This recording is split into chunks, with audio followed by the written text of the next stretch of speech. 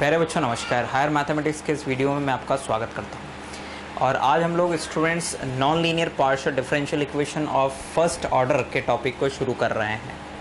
Basically इस topic में students हम लोगों को non linear partial differential equation को सॉल्व करना सीखना है और non linear partial differential equation को सॉल्व करने के लिए हमारे पास में कुछ कंसेप्ट्स हैं। इट मीन्स दैट स्टूडेंट्स के हमारे पास में non linear partial differential equation एक कॉमन वर्ड है और non linear partial differential equation कुछ भी हो सकती है, ठीक है ना। नॉन लीनियर का मतलब हो सकता है student first order. It means that कि उसमें P square P cube q raise to the power N p into Q and so on, इस तरह के टर्म्स हमें उस डिफरेंशियल इक्वेशन में मिलेंगे। मतलब अभी तक जो हमने Lagrange's linear form of partial differential equation of first order पढ़ा था उससे हटकर अब हमें non linear partial differential equation of first order मिलने वाली है, ठीक है ना। तो स्टूडेंट्स हमने अपनी सुविधा के लिए इसे सॉल्व करने के लिए कुछ कैटेगरी में बांट दिया है। जैसे कि कुछ स्टैंडर्ड फॉर्म्स हमने बनाए हैं एंड इसके बाद में ऐसी non linear partial differential equation जो किसी भी स्टैंडर्ड फॉर्म में फिट नहीं होती है उसको सॉल्व करने के लिए हमने चारपिट्स जनरल मेथड इजाद किया है स्टूडेंट्स। तो चारपिट से तो हम लोग जो स्टैंडर्ड फॉर्म्स में फिट नहीं है उन non linear partial differential equation को सॉल्व करेंगे, लेकिन कुछ जो स्टैंडर्ड फॉर्म्स हमने बनाए हैं non linear partial differential equation के लिए, आइए अब ज़रा उन पर बारी बारी से हम लोग बात करना शुरू करते हैं। तो स्टूडेंट बेसिकली जो स्टैंडर्ड फॉर्म 1 है, स्टैंडर्ड फॉर्म 1, तो स्टैंडर्ड फॉर्म 1 में स्टूडेंट्स जो non linear partial differential equation होती है वो रिलेशन होता है स्टूडेंट्स पी एंड क्यू में। इट मीन्स दैट कि जो भी रिलेशन जिसमें कि केवल पी और क्यू टर्म्स हों, ठीक है ना, उसके अलावा ना एक्स हो ना वाई हो ना ही जेड हो, and no X Y Z terms, ठीक है ना, केवल पी और क्यू टर्म्स जिस रिलेशन में हो उसे कहा जाता है स्टैंडर्ड फॉर्म ऑफ 1, ठीक है ना। उसमें एक्स वाई जेड नहीं होते हैं स्टूडेंट्स। लेकिन मैं यहाँ पर पहले ये क्लियर कर देना चाहता हूँ कि स्टैंडर्ड फॉर्म 1 में कुछ ऐसे क्वेश्चंस भी आएंगे जिसमें एक्स वाई जेड होंगे और उनको हम कुछ सब्स्टिट्यूशन की मदद से स्टैंडर्ड फॉर्म 1 में कन्वर्ट करेंगे स्टूडेंट्स, ठीक है ना। तो सबसे पहले तो आप अपने दिमाग में ये बिठा लीजिए कि अगर स्टैंडर्ड फॉर्म 1 मेथड से किसी भी partial differential equation non linear partial differential equation को सॉल्व करना है तो उसमें केवल पी और क्यू का होना ज़रूरी है स्टूडेंट्स। तो आइए स्टूडेंट्स हम लोग यहाँ पर शुरुआत करते हैं वर्किंग रूल की कि कैसे इस स्टैंडर्ड फॉर्म 1 को सॉल्व किया जाएगा। तो जो वर्किंग प्रोसीजर है स्टूडेंट सॉल्यूशन का, it's a working rule of solution. उसमें सबसे पहले हम लोग एक कंसीडर करेंगे, कंसीडर द, इसको आप 1 नाम दे दीजिए, consider the complete integral, complete integral of 1, ठीक क्या, it's a z is equals to A x plus B Y plus C, where A, B, C are arbitrary constants, right? This is the arbitrary constants. तो बच्चों यहाँ पर हम लोग जो general complete integral है उसे कुछ इस तरह से लेके चलेंगे। किसके लिए? इक्वेशन नंबर 1 के लिए, यानी स्टैंडर्ड फॉर्म 1 के लिए। अब यहाँ से बच्चों आप लोगों को दिख रहा है कि del z by del x यानी कि p बराबर आएगा a, del z by del y यानी कि q बराबर आएगा b। इट मीन्स दैट कि अगर p और q की वैल्यू को इक्वेशन नंबर 1 में सब्स्टिट्यूट किया जाए तो हम लोगों को मिल जाएगा by 1 f a b is equals to 0। यहाँ से हम लोग लिख सकते हैं b is equals to phi a, यानी b की वैल्यू a के टर्म्स में निकाल लेंगे। अब इस b की वैल्यू को आप यहाँ पे रख दीजिए स्टूडेंट्स एंड बाय 2, तो z इज इक्वल्स टू यानी कंप्लीट इंटीग्रल क्या हो जाएगा, it's a x plus b की जगह फाई a y प्लस सी। तो अब ज़रा देखिए कि ये जो कंप्लीट इंटीग्रल आ गया है इसमें उतने ही आर्बिट्री कांस्टेंट्स हैं जितने की इंडिपेंडेंट वेरिएबल्स हो हैं पार्शियल डिफरेंशियल इक्वेशन में, यानी कि 2। ठीक है ना। तो स्टूडेंट्स यहाँ पर ये कंप्लीट इंटीग्रल हुआ, this is the complete integral, this is the complete integral of 1। ठीक, तो कंप्लीट इंटीग्रल के लिए स्टैंडर्ड फॉर्म 1 में बच्चों ये प्रोसीजर अडॉप्ट होगा। ये हमें कंसिडर करके चलना है, फिर a और b की वैल्यू को जो गिवन पार्शियल डिफरेंशियल होगी उसमें रखना है, वहाँ से b की वैल्यू निकालना है और फिर इस कंप्लीट इंटीग्रल में सब्स्टिट्यूट कर देना है स्टूडेंट्स। नाउ कंप्लीट इंटीग्रल के बाद बच्चों non linear partial differential equation के लिए निकाला जाता है जनरल सोल्यूशन। ठीक है ना। और जनरल सोल्यूशन निकालने के लिए स्टूडेंट्स हम लोगों को करना क्या पड़ता है उसे समझ लीजिए पहले। इसे हम लोग 3 इक्वेशन नाम दे देते हैं।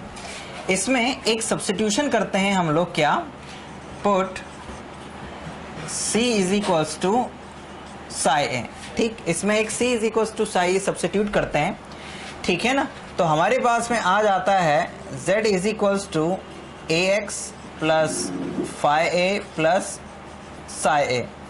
फिर यहाँ पर स्टूडेंट्स हम लोग क्या निकालते हैं, इसको 4 नाम दे देते हैं। यहाँ से हम लोग del z by del a, यानी इसे a के रिस्पेक्ट में पार्शियली डिफरेंशिएट कर देते हैं और z का a के रिस्पेक्ट में पार्शियल डिफरेंशिएशन 0 होगा और राइट हैंड साइड में हमें मिल जाएगा x plus phi dash a plus psi dash a students, और इस इक्वेशन को नाम दे देते हैं हम लोग 5। अब 4 और 5 से a को एलिमिनेट करना है। ये जो 4 आया है और ये जो 5 आया है, इन दोनों का यूज़ करके हमें a को एलिमिनेट करना है। तो eliminating a from 4 and 5 gives complete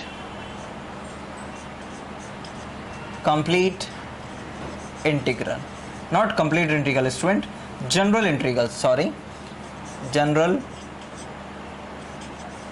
integral. ठीक है ना। मतलब जनरल इंटीग्रल में हमें c को a के टर्म्स में एक रिलेशन या एक फंक्शन के तौर पे लेना है और फिर जो रिलेशन आएगा उसे a के रिस्पेक्ट में पार्शियली डिफरेंशिएट करना है और इन दोनों इक्वेशंस या रिलेशंस की मदद से a को एलिमिनेट करना है, तो हमें जनरल इंटीग्रल मिल जाएगा। ठीक है ना स्टूडेंट्स।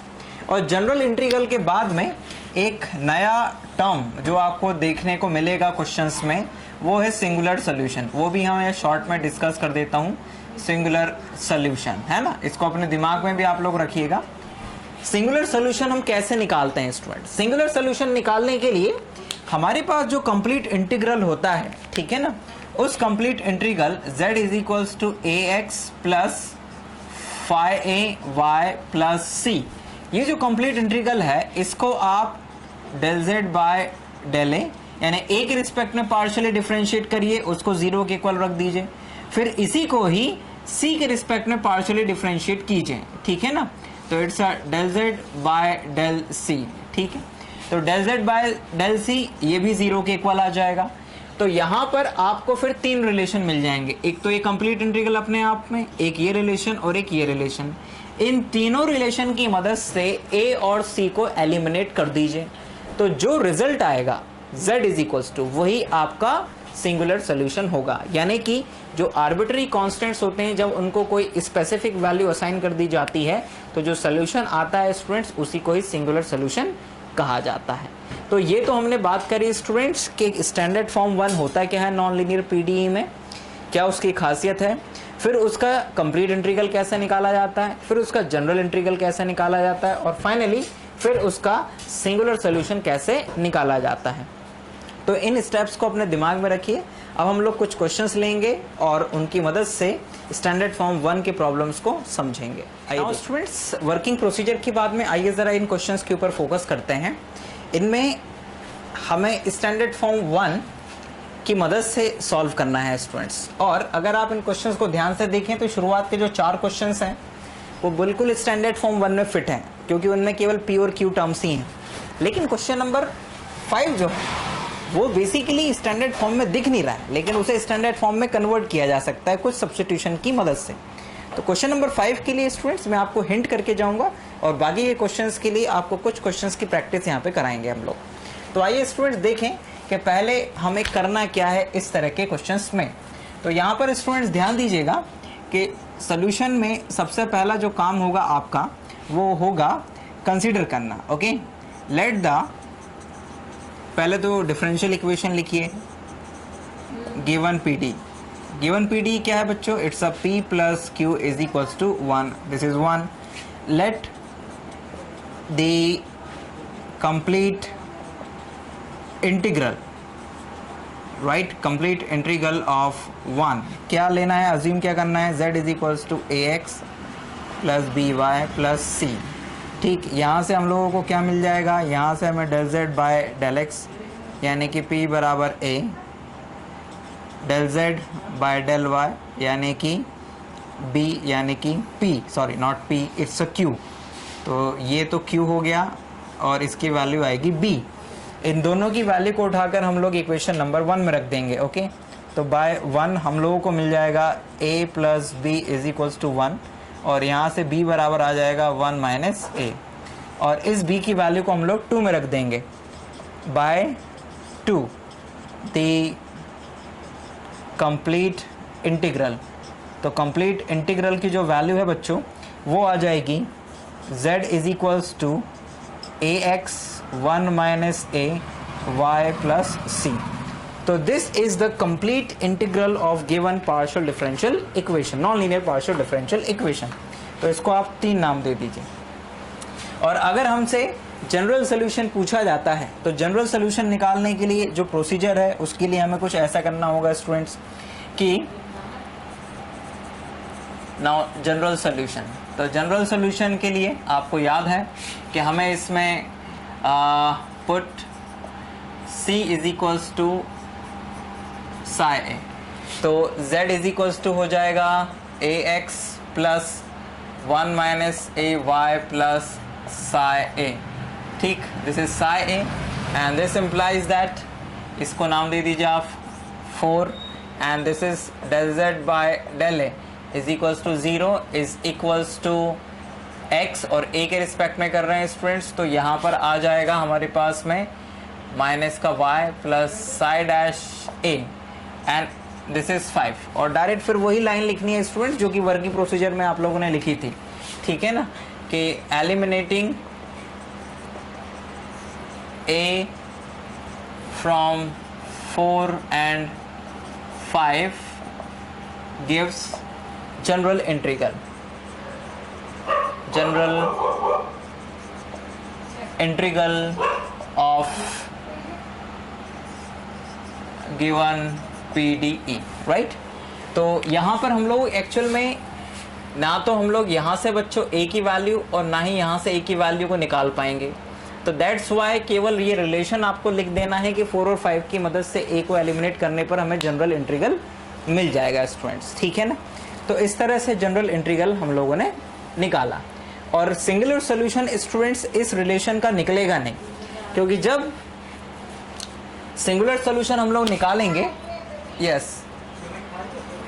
तो सिंगुलर सॉल्यूशन में आपको पता है कि करना क्या होता है बेसिकली, यस, सिंगुलर सॉल्यूशन में जो कंप्लीट इंटीग्रल होता है उस कंप्लीट इंटीग्रल को बारी बारी से a के रिस्पेक्ट में और c के रिस्पेक्ट में पार्शियली डिफरेंशिएट करना होता है। तो ज़रा ध्यान दीजिएगा, जब a के रिस्पेक्ट में इसे करेंगे तो ये आएगा x और माइनस y, और जब c के रिस्पेक्ट में करेंगे तो ये आएगा 1।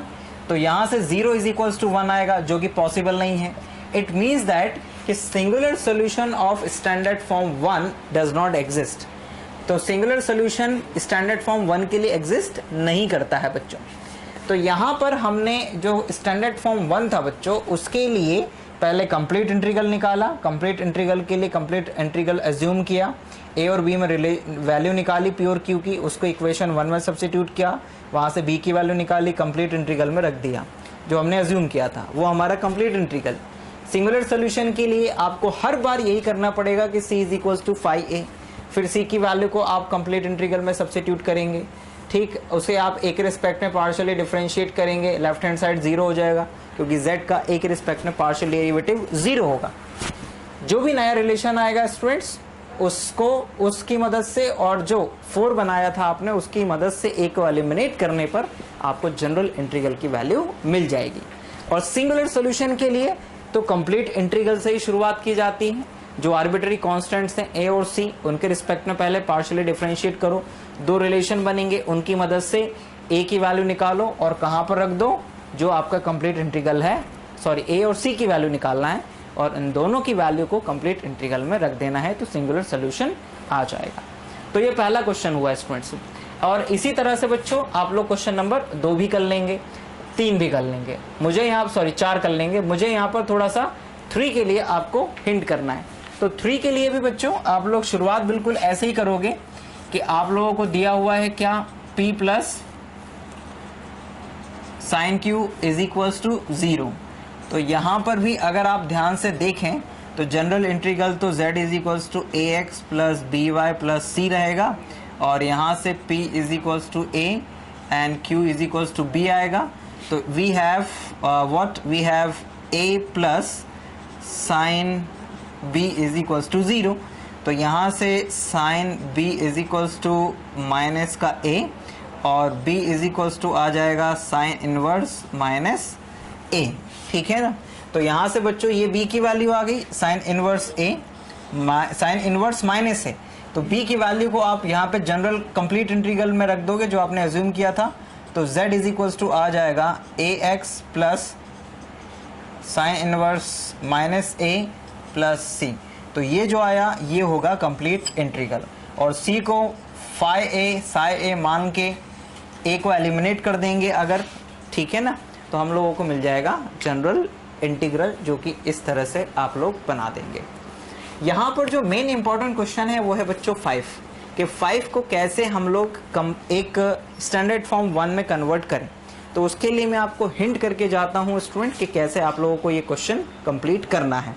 बाकी इन 4 में आपको दिक्कत नहीं जाएगी और स्टैंडर्ड फॉर्म 1 के जितने भी क्वेश्चन होंगे जो केवल p और q टर्म्स के साथ में होंगे उनमें भी दिक्कत नहीं जाएगी। प्रॉब्लम केवल उन्हीं में जाएगा जिसमें x y z भी साथ में होंगे।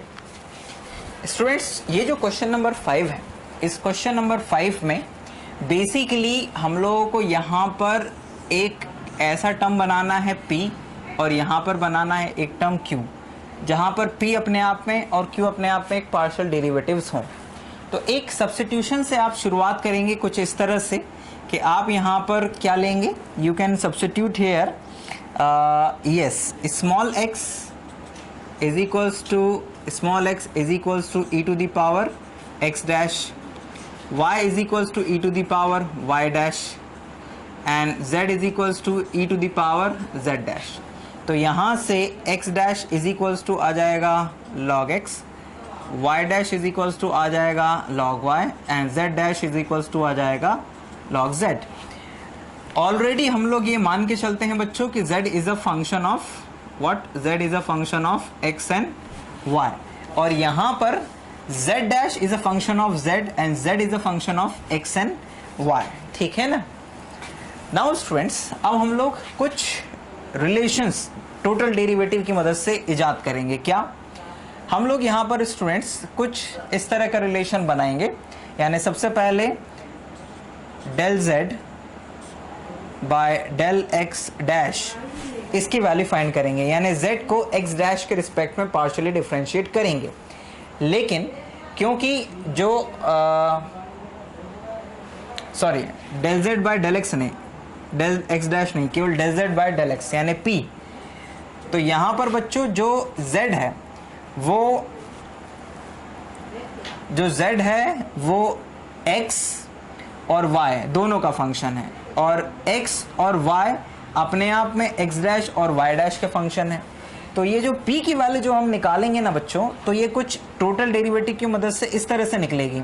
मतलब ये अपने आप में फिर total derivative of z with respect to x बन जाएगा, क्योंकि z और x के बीच में अब x डैश और y डैश आ चुके हैं, ठीक है ना। तो ये कुछ इस तरह से चेंज होगा, it's a del z by del x dash and del x dash by del x plus del z by del y dash and del y dash by del x, right. अब यहाँ से ज़रा देखिएगा बच्चों कि del y dash by del x यानी y dash की derivative with respect to x, तो ये ज़ीरो हो जाएगा क्योंकि y dash is a function of y only, तो ये वाला टर्म तो कम्प्लीटली ज़ीरो हो गया। del x dash by del x, इसकी वैल्यू यहाँ से निकाल लेंगे 1 बाय x और ये एज इट इज़, यानी कि del z by del x dash into 1 by x, यानी P बराबर इतना। तो यहाँ से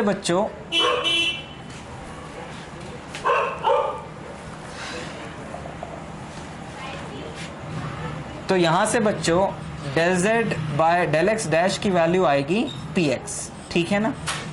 नाउ अब ज़रा ध्यान दीजिएगा कि del z dash by del x dash, इसकी value del z dash upon del z and del z by del x dash, क्योंकि z dash is a function of z and z is a function of x dash, ठीक है ना।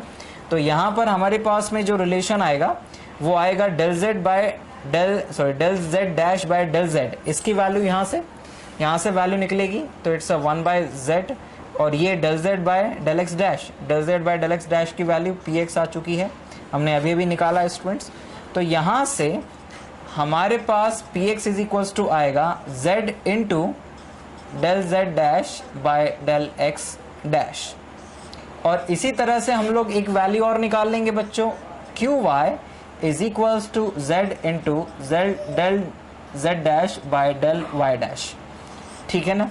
और इन दोनों ही values, इसे देखिए qy और px, इन दोनों ही वैल्यूज को हम लोग सब्स्टिट्यूट करेंगे इस गिवन पार्शियल डिफरेंशियल इक्वेशन में, तो हम लोगों को मिल जाएगा बच्चों क्या, हमें मिलेगा z square del z dash by del x dash plus z square del z dash by del y dash is equals to z square, यानी कि यहाँ से del z dash by del x dash plus ये whole square आ जाएगा बच्चों, यहाँ पर ये भी होल स्क्वायर और ये भी होल स्क्वायर, तो del z dash by del y dash का होल स्क्वायर बराबर ये 1 आ जाएगा, और आप इसको नाम दे दीजिए p square plus q square बराबर 1, मतलब आपने इसे p मान लिया और इसे q मान लिया। तो अब p और q के साथ में ये स्टैंडर्ड फॉर्म 1 में कन्वर्ट हो गई है, और इसमें आप जो कंप्लीट सोल्यूशन मानेंगे, कंप्लीट इंटीग्रल, तो आपको मिलेगा z is equals to a x dash plus b y dash, z dash लीजिएगा, एंड प्लस c। तो यहाँ से बच्चों del z dash by del x, not del x dash, इसकी वैल्यू आएगी a, del z dash by del y dash, इसकी value आएगी b। तो इस रिलेशन की मदद से आपको मिल जाएगा a square plus b square बराबर 1, यानी b स्क्वायर बराबर 1 माइनस a स्क्वायर, यानी b बराबर square root of 1 minus a square. तो यहाँ से बच्चों जो z डैश है वो z डैश की वैल्यू आ जाएगी, it's a x dash plus square root of 1 minus a square y dash and plus c, ठीक है ना। This is the value of z dash. लेकिन हमें z डैश के टर्म्स में, x डैश के टर्म्स में या y डैश के टर्म्स में कंप्लीट इंटीग्रल नहीं निकालना था, हमें तो x y z के टर्म्स में निकालना था। तो जो भी z डैश, x डैश और y डैश की वैल्यूज हैं उनको आप यहाँ पर रख दीजिए, तो ये आ जाएगा बच्चों log z a log x plus square root of 1 minus a square log y plus c। तो this is the complete integral of what, this is the complete integral of given partial differential equation 1, जो कि standard form 1 में नहीं थी, लेकिन इन substitutions की मदद से हमने इसे partial differential equation standard form 1 में कन्वर्ट किया। ओके, तो इस तरह से बच्चों आप स्टैंडर्ड फॉर्म 1 के क्वेश्चंस आसानी से सॉल्व कर सकते हैं, ठीक है ना। यहाँ पर ये थोड़ा सा बस ध्यान देने वाली चीज़ है, और ये टोटल डिफरेंशियल कोफिशिएंट की मदद से आप आसानी से समझ जाएंगे, है ना, क्योंकि थोड़ा सा रिलेशनशिप जो है z x और y का फंक्शन था, देन इसके बाद में आपने x को x डैश का फंक्शन बना दिया, y को y डैश का फंक्शन बना दिया, तो z इन दोनों के अलावा डायरेक्टली x डैश और y डैश का फंक्शन बन गया। इसीलिए आपने del z by del x dash निकाला और फिर del z by del y dash भी निकालना पड़ेगा जब आप ये वाली वैल्यू निकालोगे। तो पहले आपने ये निकाला, z को x डैश के रिस्पेक्ट में टोटल डिफरेंशिएट किया और देन इसके बाद में del z dash by del x dash की वैल्यू डायरेक्टली निकाली, ठीक है ना। और उसकी मदद से आप लोगों ने इस पार्शियल डिफरेंशियल इक्वेशन को स्टैंडर्ड फॉर्म 1 में कन्वर्ट कर दिया। तो इस तरह से बच्चों ये स्टैंडर्ड फॉर्म 1 के प्रॉब्लम्स यहाँ पर फिनिश हुए। हम जल्दी नेक्स्ट वीडियो में स्टैंडर्ड फॉर्म 2 के वर्किंग प्रोसीजर और उसके कुछ प्रॉब्लम्स के साथ में आपके सामने उपस्थित होंगे स्टूडेंट। यहाँ पर स्टूडेंट्स मैं आपको एक बात और बताना चाहूँगा कि स्टूडेंट्स की काफ़ी डिमांड के बाद में स्टूडेंट्स हमने मैथमेटिक्स को समर्पित एक institute Vedam institute of mathematics की शुरुआत कर दी है, जो कि यहाँ पर भोपाल में स्थापित हुआ है, यानी भोपाल सेंटर हमने शुरू कर दिया है। यहाँ पर स्टूडेंट्स बेसिकली हमने IIT जी मेंस, ठीक है ना, जिसमें हम फिजिक्स केमिस्ट्री मैथमेटिक्स ये 9 से लेके 12th तक रहेगा। एंड देन इसके बाद में स्टूडेंट्स हमने IIT जैम, बेसिकली ये BSc ग्रेजुएट्स जो होते हैं मैथमेटिक्स के साथ में, जो कि IIT और NIT से PhD करने या MSc करने का सपना देखते हैं, उनके लिए IIT जैम की तैयारी के लिए, और गेट MSc के बाद में डायरेक्ट PhD में एडमिशन के लिए जो एंट्रेंस एग्ज़ाम कंडक्ट होता है पर ईयर मैथमेटिक्स से, उसकी प्रिपरेशन के लिए, और साथ में स्टूडेंट्स जो इंजीनियरिंग मैथमेटिक्स के स्टूडेंट्स हैं उनके लिए इंजीनियरिंग मैथमेटिक्स की क्लासेस के लिए शुरू किया है स्टूडेंट्स।